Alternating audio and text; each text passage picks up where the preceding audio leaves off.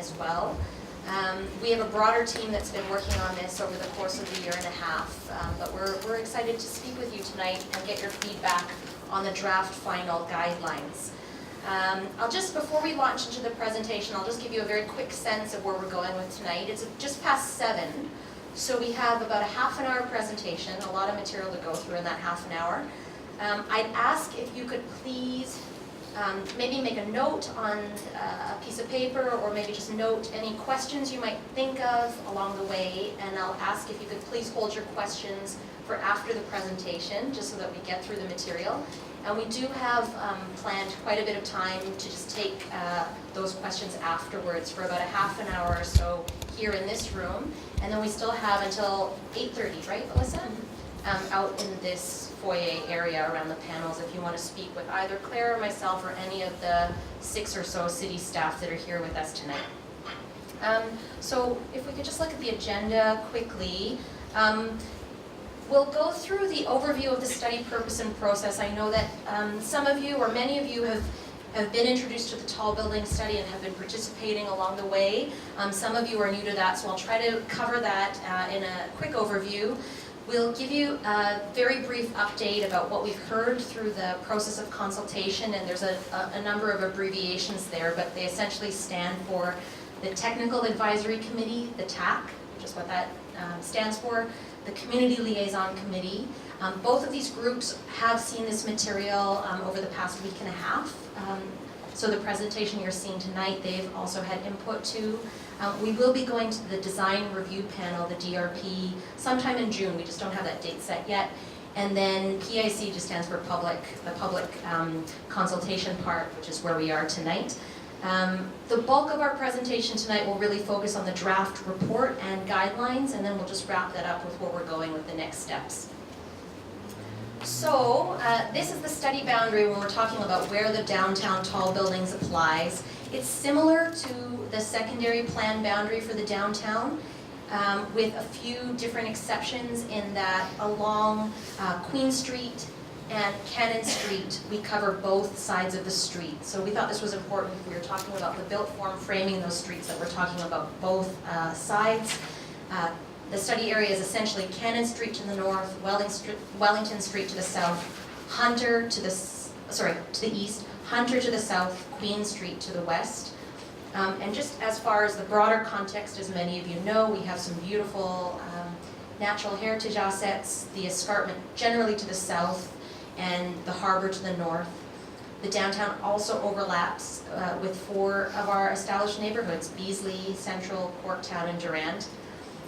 Important to note that this study area is actually quite a highly walkable area. It's about 2 kilometers east-west, about 1 kilometer, not including kind of the wings on either side.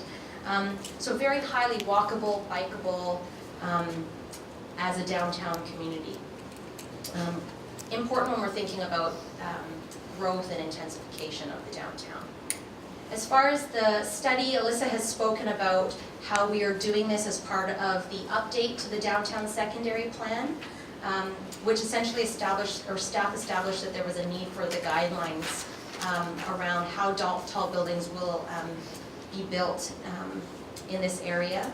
The process was initiated in the winter of 2014, and we are wrapping up this final study at the end of the month, at the end of May. The guidelines document itself, what we'll be going into tonight, is the key deliverable of the study, and it outlines a series of performance standards and measures to inform site and building design. But really, both the study and guidelines document are meant to be utilized as companion documents. A number of studies, existing studies and plans and reports do inform and relate to the tall buildings reporting guidelines. So you'll see the long list here, of which, if you have a chance to read through the guidelines document, we do key in reference to these as much as possible so that the reader is aware of that. And just a kind of graphic overview of where we are. We're at the end of a 3-part study process where we started by establishing vision and principles. Our second part of the study was really based on a lot of testing and analysis. And now in this 3rd round, we have our draft final document, as I've mentioned. and we're wrapping that up shortly. So just as a brief overview in the next 3 slides, I'll give you a sense of the kinds of messages that we were hearing through consultations, some of which have happened throughout the consultation session, so they're really clearly important to the people of Hamilton. And starting with this first slide, which really are comments that pertain to how tall buildings will respond to existing assets, including our streets and open spaces, places that are very special in the downtown, like the Gore.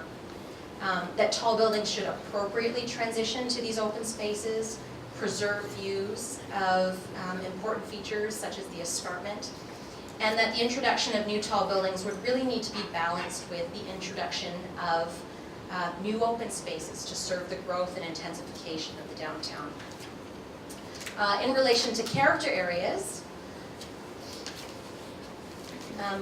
the last time that we actually came to the public back in May, we spent quite a bit of time talking about what these character areas were. They were actually developed through the consultation process. But we know that there's an opportunity for infill in the downtown.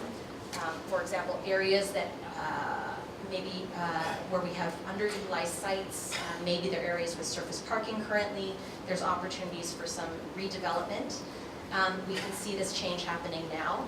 But through this infill, careful consideration really needs to be given to the siting of tall buildings. We heard that people preferred, or maybe I should start with what people didn't prefer, because that's always easier for people to identify, that they didn't want to be walking down a street and be faced with a wall of tall buildings on either side. They really like this idea of clusters of tall buildings throughout the downtown, and that they should also be designed to accommodate a mix of demographics, a mix of tenures. We spoke about siting of buildings at gateway locations, and the discussion was around not so much the height of the buildings at this area, but that the quality of the buildings in these areas was particularly important. And finally, on this third slide about key messages, I mean, this is really important actually, that generally tall buildings could be permitted almost anywhere throughout the downtown, so long as they met certain performance standards, which we'll speak about in more detail tonight. And this is important because the guidelines that we've developed have been intentionally developed as performance-based versus prescriptive tools to guide where tall buildings would be sited and how they would be designed. We spoke about Cannon Street and Hunter Street as streets that could accommodate tall buildings. And we'll speak about this a little bit more in subsequent slides when we speak about the character areas, but they fall within what we're calling neighborhoods character areas, which are essentially areas that contain a mix of uses, not just residential, but they do predominantly contain residential uses. And so tall buildings could be appropriate as long as they were sensitive to transitioning to surrounding low-rise residential communities. We had some discussion around height, around GO stations, and we know that one of the major investments that's to come to downtown Hamilton will be the LRT. So tall buildings and density should be located within walking and cycling distance of GO hubs, which is essentially a 400 to 800 meter radius around these hubs. I won't go through every single one of these in detail now, but the vision and principles were developed out of the first round of consultation and have continued to shape the study. And here we start to speak. I'm just going to move this here because the next 2 sections of the presentation is where I'd like to spend a bit more time, starting with the study document itself. I know the text is a bit teeny tiny here, but it's the table of contents for the guidelines, which essentially is comprised of 4 sections. So the first section speaks much about the content that we've just reviewed, the purpose of the study, the process, the consultation process, vision and principles. Section 2 catalogs the layers of analysis related to understanding the context for intensification, growth, and tall buildings. Section 3 outlines building types, and Section 4 talks about some recommendations and next steps, and we'll be completing this chapter at the end of this process. Just as a quick reminder about heights and what's permitted in the downtown right now, this is a slide which essentially summarizes what the current secondary plan has identified or defined as height limitations, augmented by heights as defined through the James Street North Mobility Hub study, which was recently completed. And I should note that this actually says 2016, but we're, through the current update of the secondary plan, we'll be looking at these heights and ensuring that there's some compatibility with the tall building guidelines that are coming forward now. The next slide talks about the existing tall buildings in downtown, which are the 10 tallest buildings are circled on the map.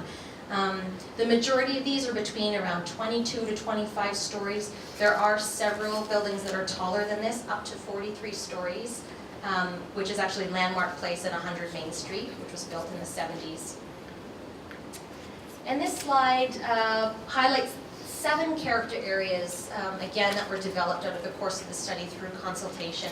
Since you've all last seen this, back in May, we've just been tweaking and refining the map, looking at particular parcels to ensure that they were in the appropriate character area. We've also added a 7th character area, which is the neighborhoods one that I was speaking to earlier. So they contain a mix of uses, but the predominant land use is residential. And we'll go into more detail in the following slides about them. You can see the panels that you saw earlier spoke about the design priorities, and we'll go through that together in a few slides. But as part of the analysis work, part of what introduces the guidelines document itself is some work we did on assessing each of these character areas according to the types of buildings that fit with the land use and character of each of these areas. We were looking at the physical elements, including frontages and lot depths, to look at what would be the appropriate built form types in the area. And so it's funny to see because we're showing it in 2 separate slides, but in the document itself you'll see them as facing pages and you can kind of read the matrix across. Important to note that when we're talking about tall buildings, we're talking about buildings taller than 12 stories. So once you've located your site, looked at it in terms of lot dimensions, width, depth, height, etc., you've essentially established that a tall building could be appropriate on your site.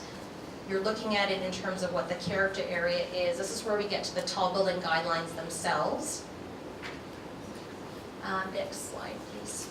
And I'll just kind of orient you to the content of this document.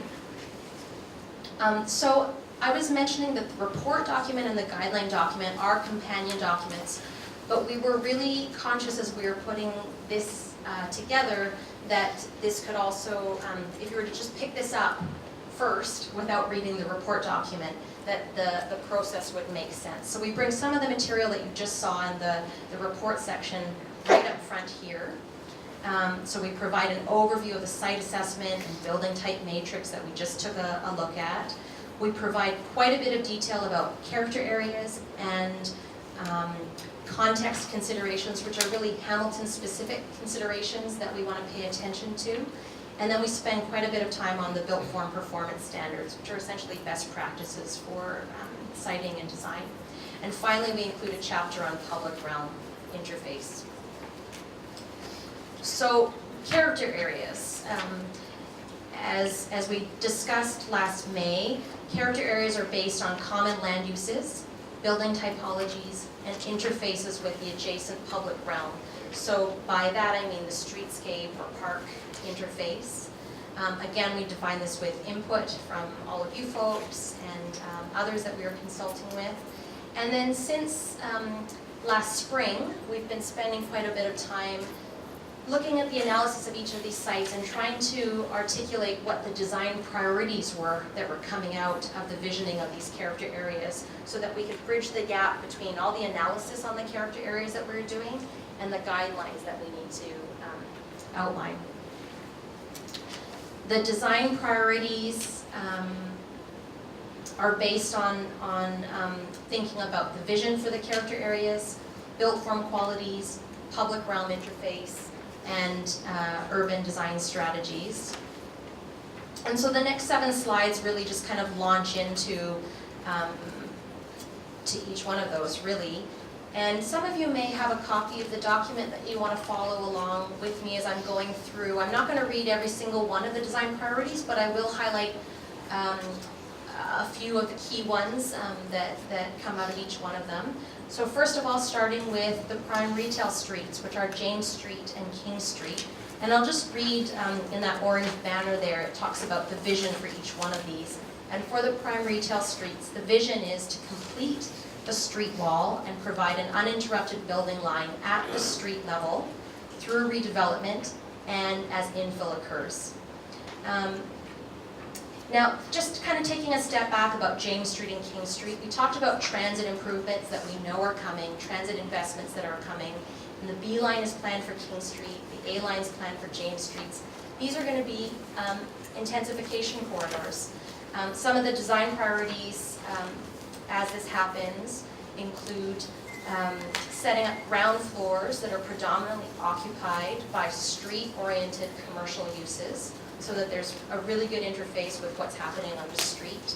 The ground floors would be clearly articulated.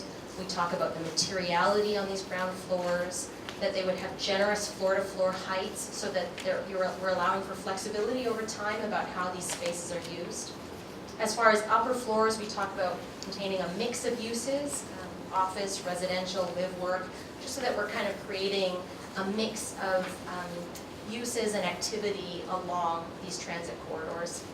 And things like parking, these functional elements, would generally be provided underground or at the rear of the property, again, in an effort to establish a really vibrant street.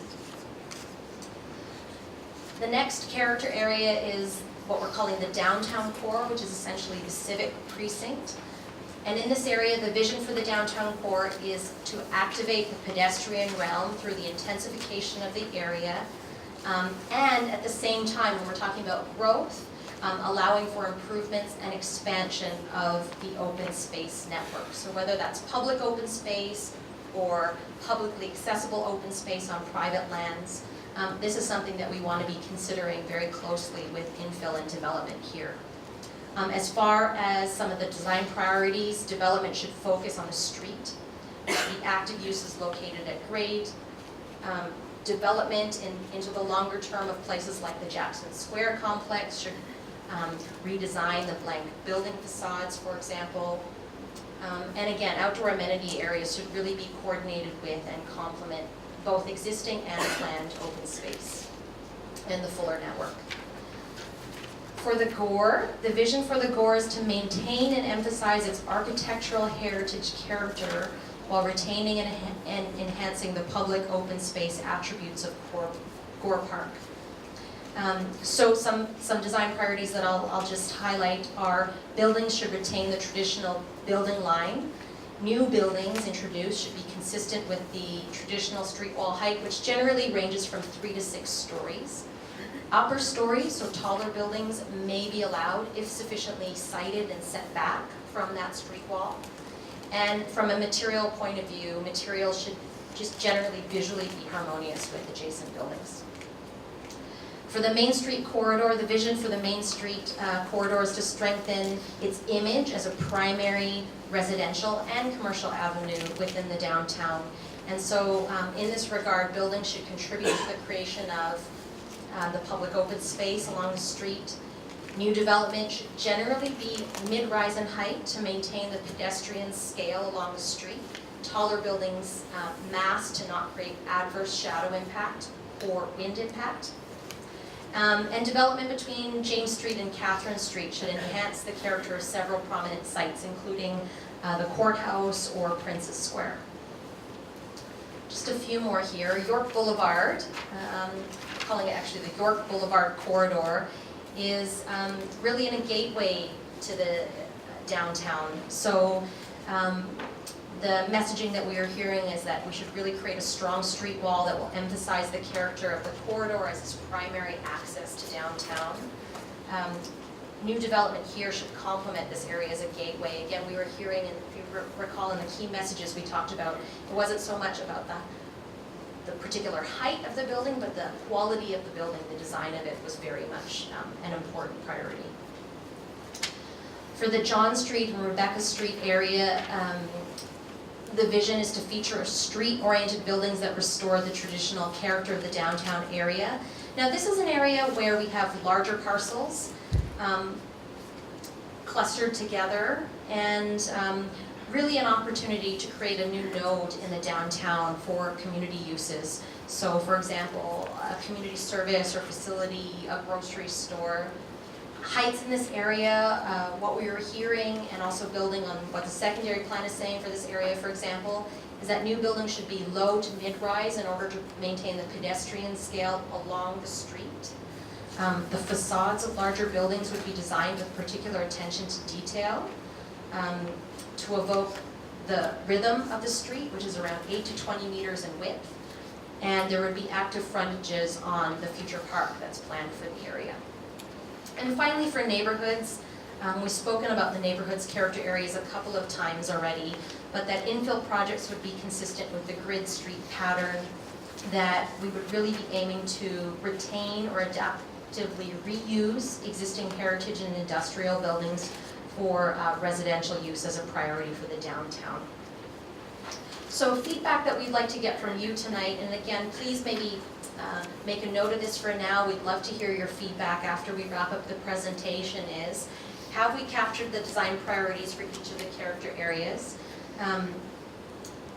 The panels outside do focus on design priorities quite a bit. We intentionally did that with the idea that if we can get the design priorities right, the guidelines that follow should support that. So we want to use that as a starting point. And also some of the key findings that we've been making, and I know we didn't cover them as we were going slide by slide, but as we circulate around the panels and as we have some time tonight, I'd like you to take a look at that with the staff around the room and let us know if we have identified them appropriately. So the next section of the guidelines focuses on contextual considerations that are specific to Hamilton, which include heritage conservation, parks and open spaces, transition to neighborhoods, and creating that vibrant street character, transit proximity, and also views and landmarks. So I'll just take 6 slides to go over some of the key points that are identified in the guidelines around these points. You'll see here on the slides a few graphics that we've included in the guidelines document itself. And the guidelines does go into quite a bit more detail than what I'll cover tonight. It also further annotates some of these graphics to illustrate some of these points. So starting with heritage conservation, the shape and form of tall buildings should respond to and respect Hamilton's existing rich architectural legacy as represented in the stock of heritage buildings and districts. And a few of the points that we pull out from the guidelines are that we should maintain or adapt existing building elements of architectural value that could reinforce the history and character of the property, that we should be respecting the grain and scale of the surrounding historic fabric, and that tall buildings should not visually impede the setting or view of listed or designated heritage buildings. And again, in the guidelines, we do reference other applicable documents like the heritage study that's been completed. In terms of neighborhood transition, the location, shape, and form of tall buildings should respond to the surrounding neighborhood context. So using tools like setbacks, stepbacks, and the articulation of the building to minimize shadow impact on properties. As you can see through the illustration here, building bases adjacent to low-rise residential buildings should not exceed the height of adjacent development. So making that transition as far as height and form and massing to adjacent properties. And further on the neighborhood transition piece, that tall buildings, so the tower portion should be set back a minimum of 20 meters to residential neighborhoods to mitigate the shadow impact, but also protect privacy and overlook onto these properties. They also should be masked to fit within the 45-degree angular plane taken from the rear property line where adjacent to the rear yard of a low-rise residential building or property.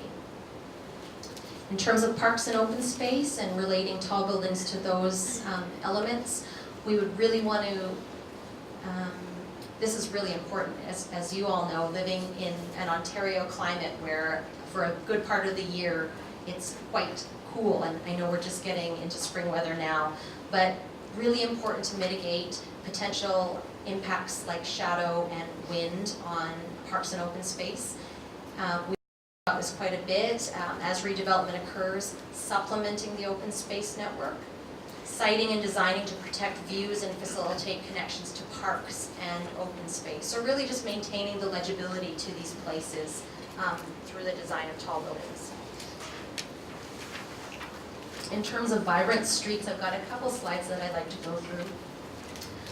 That new buildings, we know that they're going to bring people and they'll contribute to the vitality of the downtown, but that the street, in this case is important, increasingly important as a public realm space. So in the design of tall buildings, we want to ensure that there's active visual engagement between the ground floor of the buildings and the experience on the street. So through the design of the facade, including entrances and glazing, location of the uses, for example, common areas or retail uses at grade, the articulation of the facade for some interest traveling down a street, and then on the functional point of view, limiting driveways, access to servicing and loading areas off of primary streets. This next slide talks about another tool to be used when we're thinking about how do we ensure that we maintain sunlight on a street. And I'll just take you through this diagram that I know that has quite a bit of detail, and I'm trying to think how I can maybe do this. I might actually move to the mouse here, or maybe, yeah, Claire, you could do that with me as we go through it. But essentially, angular planes, first of all, for those that may or may not be familiar with it, just so that we're all on the same page, is a tool that serves several purposes.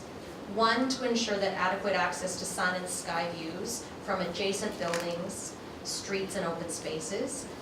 Two, to define the built form envelope to maintain and define the character of the street.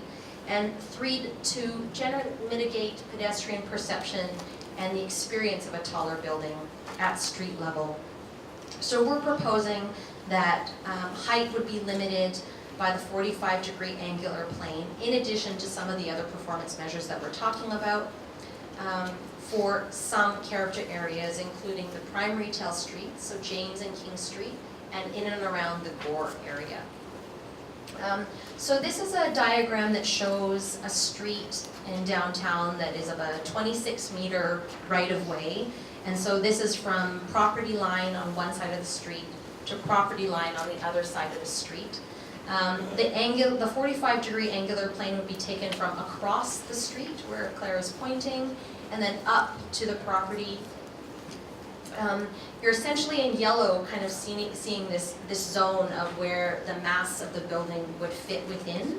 And depending on Claire, can you just show the depth of the properties? We spent quite a bit of time looking at every single parcel in the downtown area and looking at all the corresponding property depths along a 26-meter right-of-way street in this case, which goes back, Claire, what's the largest number there, 100-some meters or so? Yeah. 120 meters deep. So let's say your deepest parcel, 120 meters deep, applying the angular plane from across the street means you would have to set back your property 35 plus meters as you increase in height, up to 20 stories. This is also defined by the angular plane taken from the rear of the property. So again, this is for the deepest property, 120 meters deep. If we apply the angular plane from the rear property line, you can see how that building would have to step back to transition to the rear property.